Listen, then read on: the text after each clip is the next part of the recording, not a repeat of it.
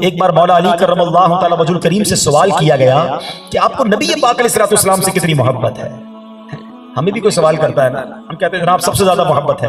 مولا علی کا جواب سنو، آپ فرماتے ہیں اللہ کی قسم حضور علیہ السلام ہمارے نزدیک اپنے مال، آل، والدین اور سخت پیاس کے وقت ٹھنڈے پانی سے بڑھ کر بھی محبوب ہیں۔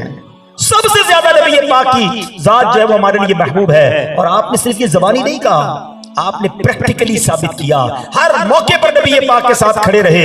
اور ہجرت کی رات کون بھول سکتا ہے کہ جب ہجرت کا وقت تھا، مولا علی شیر خدا کرم اللہ تعالی وجہ الکریم کو یہ معلوم تھا کہ آج کی رات دشمنوں نے حملہ کرنا ہے۔ نبی پاک کو جبریل امین نے وحی کے ذریعے بتا دیا تھا کہ حضور آج رات جو ہے آپ اپنے بستر پر نہ سوئیے گا، دشمنوں کا پلان یہ ہے کہ آپ پر حملہ کیا جائے گا۔ اللہ اکبر، نبی پاک کو معلوم تھا، مولا علی کو بھی معلوم تھا، ہجرت کی رات جو ہے پیارے آقا کے گھر کا محاصرہ کر لیا گیا تھا، کارڈن آف کر لیا تھا، حملے کی تیاری تھی۔ میرے آقا مولا علی سے فرماتے ہیں اے علی آج کی رات تم میرے بستر پر سو جاؤ، اور صبح اٹھ کر جو مکے والوں کی امانتیں ہیں وہ لوٹا کر پھر تم مدینے آ جانا۔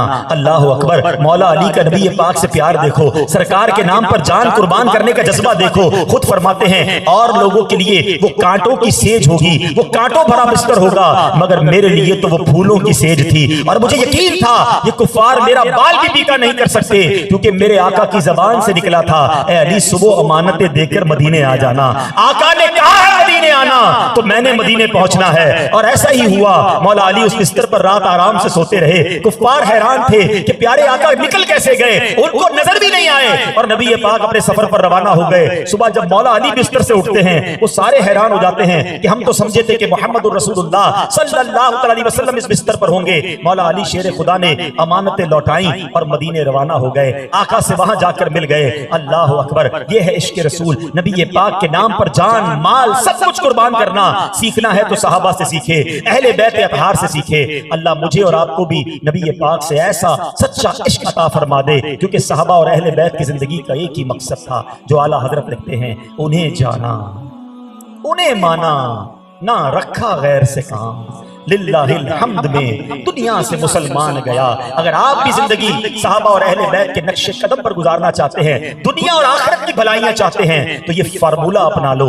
کہ بس آقا راضی ہو جائیں۔ آقا راضی ہو گئے تو رب بھی راضی ہو جائے گا۔ ہم نبی پاک کو راضی کرنے کے لیے زندگی کو گزاریں، ان کی سنتوں پر عمل کریں، ان کے بتائے ہوئے طریقے پر عمل کریں، ایسے کام نہ کریں جس سے نبی پاک ناراض ہو جائیں، کیونکہ اگر وہ ناراض ہو گئے تو پھر اس کے بعد کوئی راہ نہیں ہے، کوئی اور شافع نہیں ہے، کوئی اور نہیں ہے کہ جس سے ہم شفاعت کی خیرات طلب کریں گے۔ فقط نبی پاک ہیں کہ جن کی محشر کے دن سنی جائے گی۔ بریلی کے تاجدار لکھتے ہیں سنتے ہیں کہ محشر میں صرف ان کی رسائی ہے، there is nobody else، کوئی اور نہیں ہے۔ سنتے ہیں کہ محشر میں صرف ان کی رسائی ہے، گر ان کی رسائی ہے لو جب تو بنائی ہے۔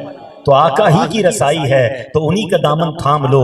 اور اعلیٰ حضرت کہتے ہیں نا جب دامن تھامو گے نا تو آقا پھر نہیں جھٹکتے، آسیوں تھام لو دامن ان کا، وہ نہیں ہاتھ جھٹکنے والے۔ تم نے دامن تھاما اور سنتوں پر عمل کیا، پھر دیکھو وہاں سے کیسی کرم نوازی ہوتی ہے۔ تو آئیے دعوت اسلامی کے مدنی ماحول سے وابستہ ہو جائیں۔ یہ